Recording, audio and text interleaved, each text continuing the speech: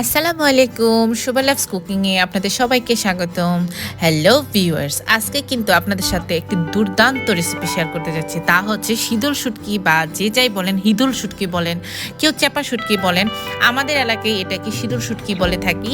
আজকে বানাবো শীতল শুটকি দিয়ে লাল মরিচ দিয়ে পাটায় বাটা ভর্তা। ওয়াও! এই ভর্তাটা দিয়ে গরম ভাত বা খুদ ডালা, আসলে এটার মজাই আলাদা। যাই হোক, আর কথা না বাড়াই, আমি প্রথমে দুইটা শীতল শুটকি সুন্দর করে ধুয়ে হালকা ভেজে নিয়েছি। ভেজে আমি একটু হালকা লবণ বা আধা চামচের মতো লবণ দিয়ে আমি শীতল শুটকিটা পাটায় বেটে নিচ্ছি। এখন আমি দিয়ে দিব হচ্ছে লাল মরিচ বা শুকনা মরিচ। এখানে যে শুকনা মরিচটা নিয়েছি, এখানে কিন্তু আমি শুকনা মরিচ একটু ভাজাভাজি করিনি বা কোনো ধরনের ভিজিয়েও রাখিনি। আমি ডিরেক্ট যেটা ছিল ওইটাই ধুয়ে দিয়ে দিলাম।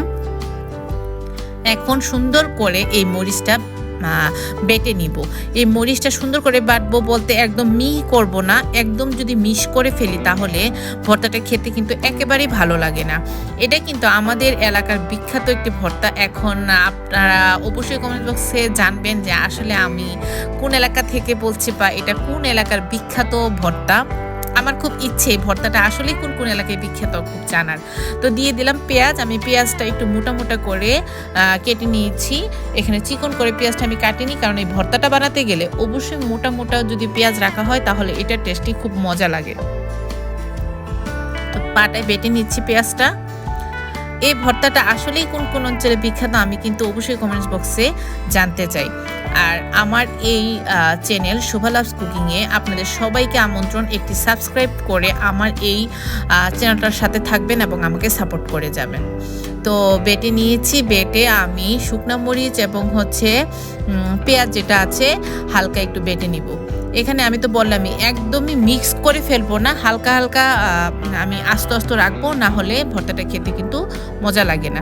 দিয়ে দিলাম ধনিয়া পাতা। ধনিয়া পাতাটা আমি সুন্দর করে বেটে নিচ্ছি। এই ভর্তাটা আমার খুবই পছন্দের। এই ভর্তাটা খুদ ডালা বা খুদের ভাত দিয়ে খেলে খুবই ভালো লাগে। একদিন আপনাদের সাথে খুদ ডালা বা খুদের ভাত শেয়ার করব। ওইটা আমার খুব পছন্দের একটি খাবার। আমি সকালবেলা প্রায় সময় বানাই, আজও বানিয়েছিলাম। আপনাদের সাথে ইনশাল্লাহ একদিন আমি খুদ ডালাটা বা খুদ ডালা রেসিপিটা শেয়ার করব। এই তো আমার বাটাবাটি প্রায় শেষ। আমি সবগুলো উপকরণ এখন হাত দিয়ে মিক্সড করে নিব। তারপর আমি একটা ফাইনাল বাটা দিয়ে আমি ভর্তা বানানোটা শেষ করে দিই। এই তো আমি মিক্সড করে নিচ্ছি।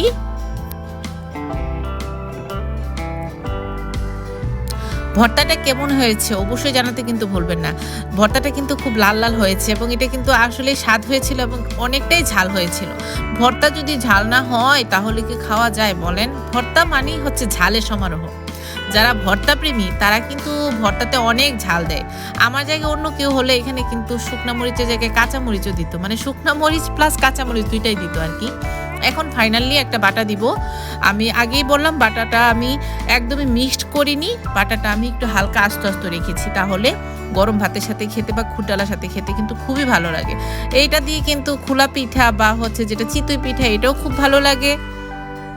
আমার ভর্তাটা কেমন হয়েছে কমেন্টস বক্সে জানাতে ভুলবেন না এবং শোভা লাভস কুকিংকে অবশ্যই সাবস্ক্রাইব করতে ভুলবেন না।